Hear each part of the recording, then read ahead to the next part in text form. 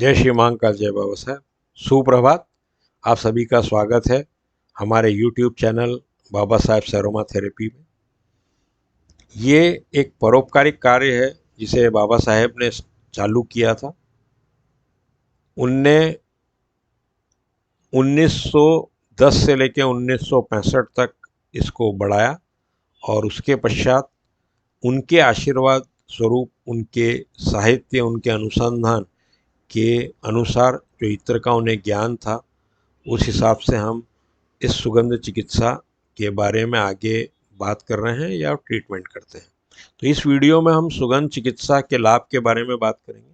यहाँ मैं आपको एक चीज़ स्पेसिफिकली बताना चाहता हूँ कि पॉइंट वाइज हमने उसको लिया है, जिससे कि बहुत सरल तरीके से आप सुगंध चिकित्सा के लाभों के बारे में जानकारी ले सकें या एरोमा थेरेपी के लाभों के बारे में जानकारी ले सकें। तो चालू करते हैं। जो बेनिफिट्स हैं एरोमा थेरेपी के कि किस तरीके से एसेंशियल ऑयल जो हैं वो हमारे शरीर की ऊर्जा को, तापमान को कंट्रोल करते हैं और कैसे हमारी त्वचा के ऊपर, एपिडर्मोस टिश्यूज़ के ऊपर वो काम करते हैं। तो एरोमा थेरेपी के बहुत सारे लाभ हैं। जो पहला लाभ है उसको अगर हम देखें तो दर्द का प्रबंधन। जो दर्द है, जैसा मैंने बोला, पॉइंट वाइज हम आपको बताएंगे। तो दर्द को कम करने के लिए बहुत सारे इत्र का उपयोग किया जाता है। दूसरा लाभ है नींद की गुणवत्ता में सुधार। जिन लोगों को नींद नहीं आती है उनको अलग अलग तरीके के इत्र, आप अलग वीडियोस में, जो बाकी वीडियोस बने हुए हैं चैनल के ऊपर, उसमें आप देख सकते हैं कि हर इत्र की क्या इम्पोर्टेंस है। तो वो नींद की गुणवत्ता में सुधार, अगर नींद नहीं आ रही है किसी को या कम आ रही है तो उसको किसी तरीके का इत्र उपयोग में लाके नींद की क्वांटिटी बढ़ाई जा सकती है या सुधारा जा सकता है। इसी तरीके से तीसरा जो लाभ है, तनाव और चिंता को कम करना। जो आपके शरीर के अंदर तनाव है या चिंता है, उसको भी कुछ इत्र हैं जो कम करते हैं। अगला है जोड़ों में दर्द को शांत करते हैं। तो आपके अगर जोड़ों में दर्द है तो उसको वो कम करते हैं, शांत करते हैं। एक अवस्था के बाद, जिसको वृद्धावस्था बोलते हैं, उसके अंदर काफ़ी सारे लोगों को शमामा इत्र से घुटनों के दर्द में जो बढ़ोतरी थी उससे कमी आई है। अगला लाभ जो है, सिर दर्द और माइग्रेन का इलाज इत्रों के द्वारा किया जा सकता है। इसी तरीके से कीमोथेरेपी के जो दुष्प्रभाव होते हैं उनको कम करने में भी इत्र काफ़ी उपयोगी होता है। अभी एक उदाहरण देना चाहूँगा। एक बच्चे को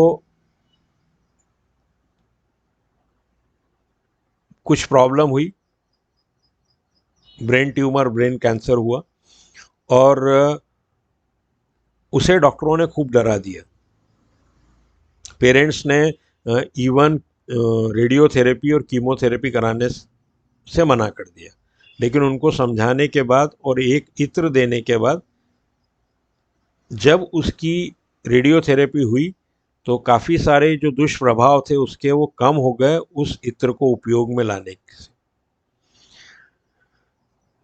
अगला जो है लाभ वो है श्रम की असुविधाओं को कम करता है।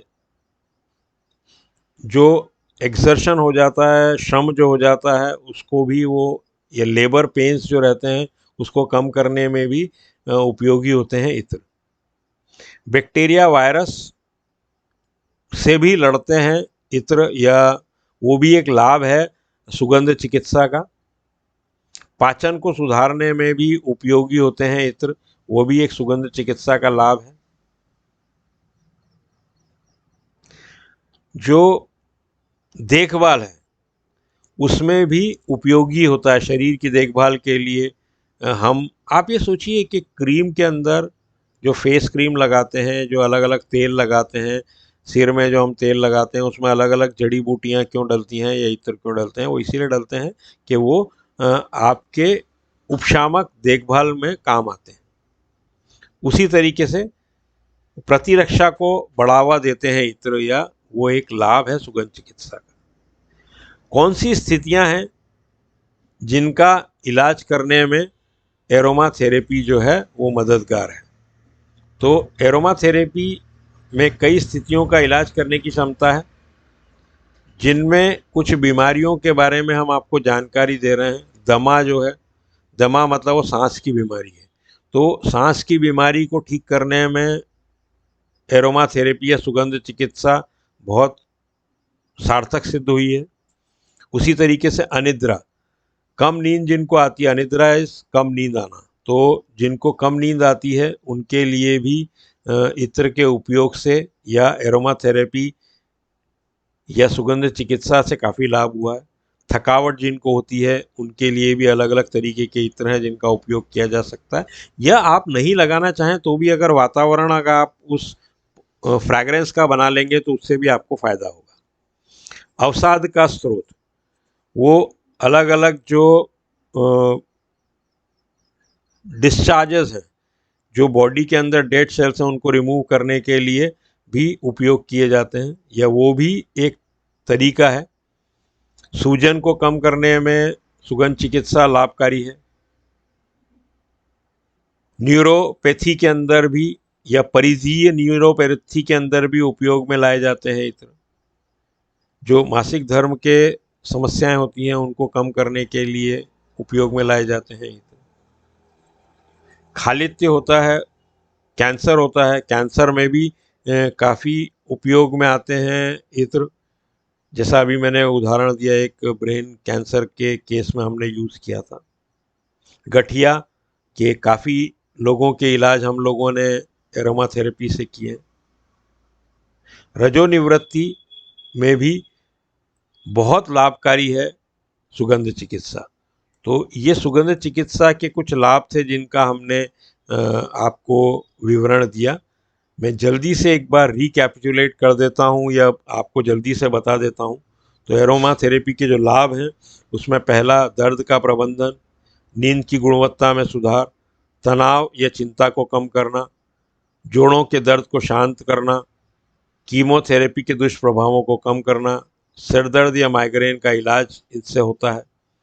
फिर बैक्टीरिया वायरस से लड़ने में उपयोगी होते हैं, पाचन में सुधार में उपयोगी होते हैं और प्रतिरक्षा को बढ़ावा देते हैं। ऐसे ही जो स्थितियां हैं, किन किन बीमारियों का इलाज हो सकता है, दमा, अनिद्रा, थकावट, सूजन, मासिक धर्म, खालित्य, कैंसर, स्तंभन, गठिया, रजोनिवृत्ति, इन सब के अंदर बहुत उपयोगी होते हैं इत्र या तेल, और उसको हम सुगंध चिकित्सा के लाभ बोलते हैं। जो भी आपको प्रश्न आपके दिमाग में आ रहे हैं या आपको जिन चीज़ों की बीमारियों के बारे में मालूम नहीं है तो आप मेल करके पूछ सकते हैं। पहली स्लाइड के ऊपर ईमेल आईडी दिए हुए हैं, उस पर मेल कीजिए, हम आपको जवाब देंगे। बहुत बहुत धन्यवाद आपका इस वीडियो को ध्यान से सुनने समझने के लिए। और ये एक श्रृंखला है, आप अगर उसका लाभ लेते हैं तो दूसरों से भी शेयर कीजिए, उनको भी बताइए, और उसकी वजह से दूसरे लोगों का भी भला होगा, और जो परोपकारिक चेन बाबा साहेब ने चालू की थी उसे हम आगे बढ़ा पाएंगे। तो बहुत बहुत धन्यवाद आपका। अगले वीडियो में हम मिलेंगे, तब तक के लिए अपना ध्यान रखिएगा, स्वस्थ रहिएगा, और जय श्री महाकाल, जय बाबा साहेब।